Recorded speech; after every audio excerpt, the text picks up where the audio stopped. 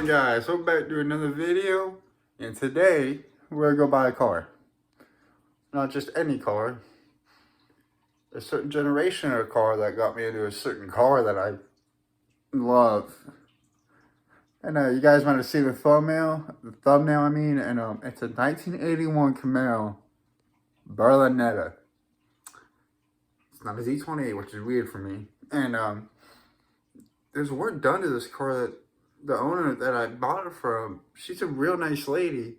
She just didn't know what happened, what was done in the motor. She told me it's a 350 car, but I ran the VIN. The Berlinetta's back in 81 came with a 305 stock, and I got a really good deal on it. But let's head to the bank, let's go get the money, and we'll head where the car is at, and you guys are gonna come along, and let's just say this car is gonna bring the channel to a whole nother level. All right, let's go get the car, guys. Sorry I didn't film picking the car up, but here it is. It's an 81 Camaro Berlinetta with 350 in it. It's an 01 block, 82 heads in it, a Harley 600 carburetor, HEI distributor. I forgot who. I forget what plugs, wires these are. Oh, that's the brand of plug wires for you. And we're gonna be fixing up. It needs a bottom pulley, it needs a thermostat gasket, it needs intake gaskets, and I'm gonna show you the inside. It needs to be cleaned up. There's the inside. It has a TH350 transmission in it. It has a tall gear selector in it, which I do not like. I'm gonna put the shorter BMW ratchet shifter in it, and that's a power window door for some odd reason. We got a manual window door. Like literally, there's no rust on this car. I paid $4,500 for it. I'm not complaining, because that motor is reliable right there. It has a big cam in it too. So let's I'm gonna head to the parts store, get the gaskets, but right now I'm gonna throw a clip in of it running and everything, and throw some pictures of when I brought it home in. But yeah, then I'll show you guys how to do this the right way and actually seal the intake. I'll see you guys in a minute.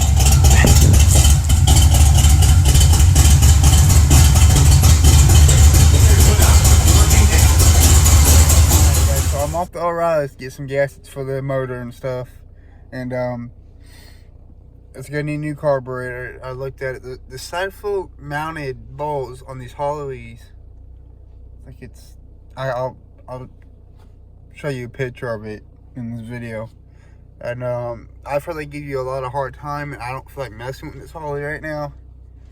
I might rebid it for a different motor, but I'm gonna head to O'Reilly's, show you guys what gaskets I'm gonna put on the intake. And remember, do not use those rubber gaskets for the front and rear of the intake. Those don't work.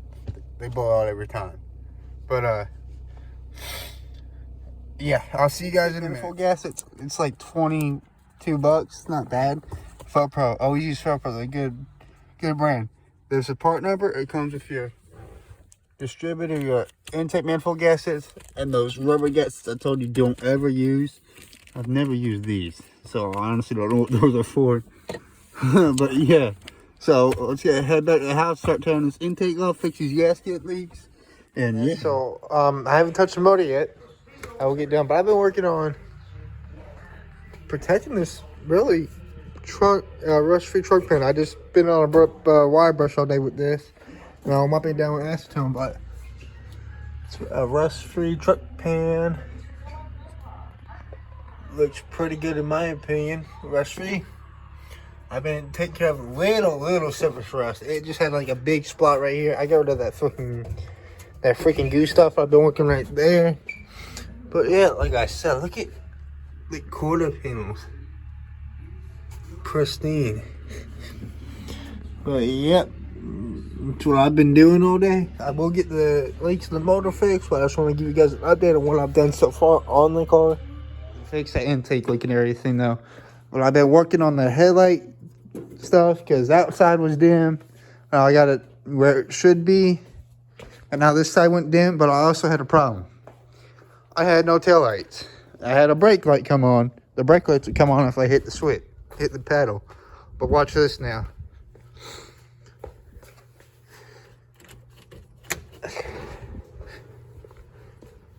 I got taillights. Yeah, I got taillights now. That one's out. I fixed that. So it was just a fuse. It's a 20 amp fuse. It's a fuse box that's under your dash pad. I'm also fixing this problem right here.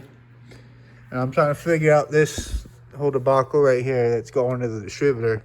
Like I said, I also fixed the throttle cable because the guy that I bought it from, I mean, it just was zip tied right here and I didn't like that. That's not safe. And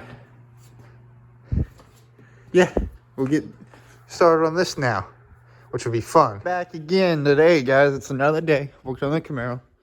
While I wait for some other gadgets, I need, like, I ordered a upper radiator hose because look at this. It's duct tape. That ain't gonna work. But as for right now, we wait on that. I'm gonna fix the bent harmonic balance that I got going on because when the car's running, you can see the belts going. And so I've already looked. The rubber's already pushed out of the harmonic balancer and everything. So I said, you know what? I got one that's gonna be at 12 o'clock today. I might as well pull this one off. And I'm gonna pick this one up from work too. And yeah, I'll show you guys how to get that off. I'll show you the tools you're gonna need. And it should be like a 10-15 minute job alone on the balance watch. That isn't bad at all. All right, guys, so here's the old balancer off. Look at this. I'm on a level piece of ground. It twisted itself. Now, let's take a look. Got the flashlight. Let's take a look at the crank. Whew, makes me busy. Busy. Working on second gen Camaros because they're way better than third gen cars. Oh, I'm about to fall. Oh, yeah. Don't ever use Advance Auto harmonic balancer pullers. Because look what happened to the bolt. But let's look at the crank. I had my buddy on FaceTime.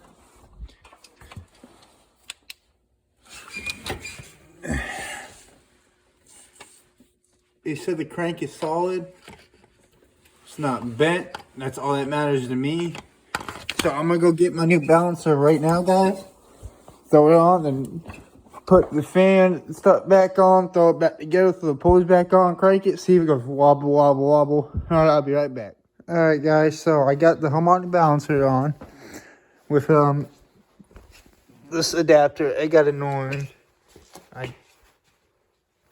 I lost the thing you got to screw this onto. It was from Advance Auto Parts.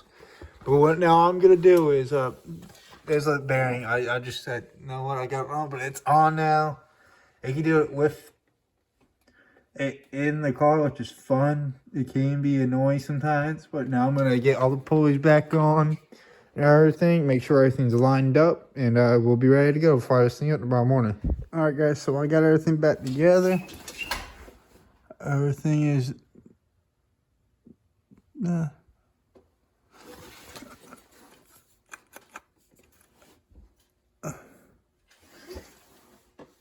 let's see, nice and straight. I know it's gonna need a belt soon.